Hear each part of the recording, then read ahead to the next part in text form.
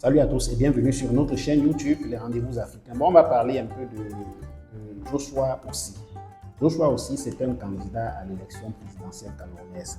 Aujourd'hui, on va parler de Joshua Ossi.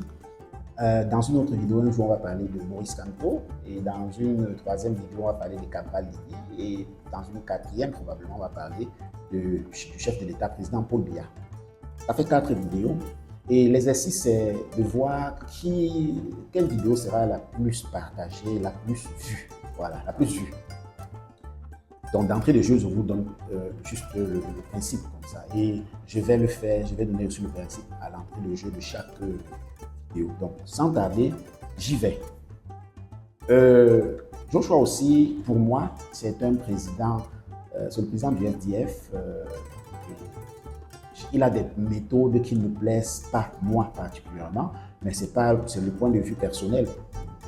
C'est mon point de vue personnel qui ne me plaisent pas particulièrement, mais qui ne font pas de lui directement un mauvais candidat à l'élection présidentielle. Je vais citer par exemple le plus récent, qui me laisse un peu dubitatif de la bonne foi ou alors de la loyauté de l'homme. Vous savez, avant chaque élection, on fait des élections, des élections dans le parti, au sein du parti, afin de savoir qui va représenter le parti à l'élection présidentielle qui arrive. Et bien, tout simplement, Joshua Ossi, en tant que président en exercice sortant de son parti, a décidé que pour poser la candidature à l'élection de la présidence du parti, il fallait déposer une caution. Écoutez, une caution au sein du parti de 50 millions de francs CFA non remboursables. Ça tique quelque part, point d'interrogation. Réfléchissez un peu et dites-moi en commentaire ce que ça vous fait comme effet lorsque vous entendez ça. C'est-à-dire, pour poser la candidature et venir le concurrencer ou bien venir postuler pour être président du parti afin d'être le représentant du parti à l'élection présidentielle, il faut déposer une caution de 50 millions non remboursables. Ma question est simple. Pourquoi Joshua Ossi fait ça? Point d'interrogation. Point d'interrogation. Parce que déjà, lui, où est-ce qu'il va prendre les 50 millions? Point d'interrogation. Ça laisse croire. Moi particulièrement, ça me laisse croire qu'il est... Ça me laisse croire. Je dis bien, c'est mon point de vue que je ne veux même pas que quelqu'un se mette à penser à ça. Ça, c'est mon point de vue. Si vos mémoires et votre intellect vous laissent penser à ça, bon, c'est libre à vous, mais ça, c'est mon point de vue. Moi, je me suis laissé penser qu'il s'est fait financer par quelqu'un tapis dans l'ombre. Ben, c'est qui cette personne? Point d'interrogation. Parce que sinon, on va m'expliquer qu'est-ce que Joshua Ossi fait pour être prêt à balancer 50 millions dans l'air comme ça. Parce qu'il dit verser les 50 millions, on ne peut pas te retourner. Donc, écoutez un peu. Ça cloche. 50 millions de francs CFA. Prendre comme ça, verser et c'est irréversible.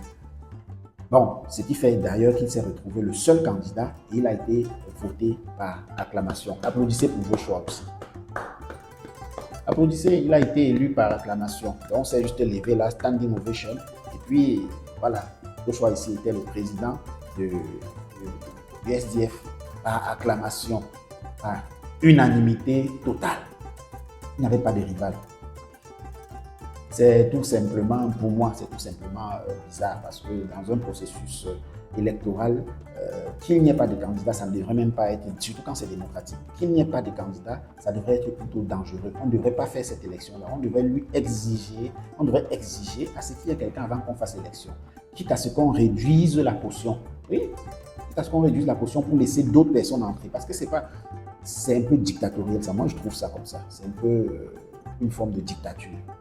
Dictature, je veux dire, je ne sais pas si on va appeler ça dictature économique ou financière.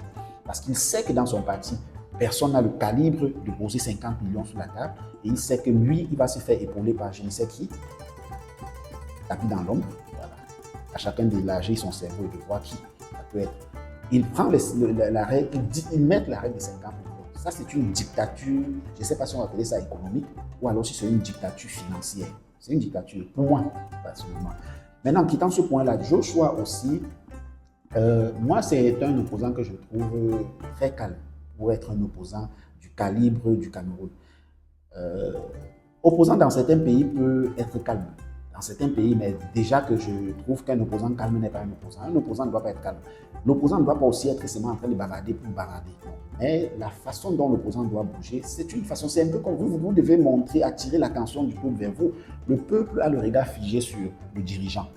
Mais vous êtes opposant pour que le peuple vous regarde, parce que sinon le peuple vous oublie, il se concentre sur le dirigeant et il ne voit que le dirigeant, et ce qui fait que la prochaine fois, le dirigeant va continuer à gagner. Donc, pour que le peuple se concentre sur vous et se dise, pourquoi pas essayer cet homme-ci? Parce que ce n'est pas en un mois de campagne électorale que vous réussissez à convaincre le peuple. Non, c'est pendant tout le mandat, vos agissements.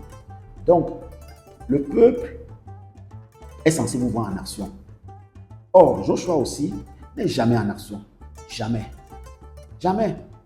Il n'arrive que la preuve. Même là, nous sommes là. Si Valérie Ndongo ne l'avait pas appelé pour la petite réunion que vous connaissez, le petit challenge entre les journalistes, entre Valérie Ndongo, sa claque, et puis les hommes politiciens, il ne l'avait pas appelé là. Je pense qu'on n'aurait pas vu Joshua aussi dans les médias avant l'élection qui approche. C'est pas ça un opposant. Pour moi, c'est pas ça un opposant. C'est même dangereux qu'on appelle ce genre de personne opposant. C'est peut-être pour ça que beaucoup de personnes disent que Joshua aussi est un homme, voilà, c'est un bras du parti, voilà, comment vous comprenez. Donc, voilà, pour moi, Joshua aussi, porter les rênes du Cameroun, comme tout le monde, il a le droit, il en a le pouvoir, il en a le droit, il en a... Vraiment, c'est un Camerounais, il serait très mal placé et pour lui de dire qu'un Camerounais. Tout le monde peut, on connaît les capacités des personnes, on imagine juste, on se donne des vous voyez, mais pour moi, il n'est pas convaincant dans sa façon d'appréhender en tant opposant. En étant opposant, on doit sentir quand même une certaine pointe. Quelqu'un que si on lui donne le pouvoir, non là, il est un peu timide, quoi. Il est un peu timide pour ma part. Donc, je rappelle le principe. Je vais faire une vidéo aussi comme ça, neutre. Je ne parle pas à profondeur, hein. Je donne juste je fais juste des petits commentaires sur le personnage et tout. Je partage. Je vais faire une autre aussi pour Camto, je vais faire une autre pour Cabral Libye et une autre pour le président Paul Biya. Et j'espère que vous écoutez, vous suivez toute la vidéo.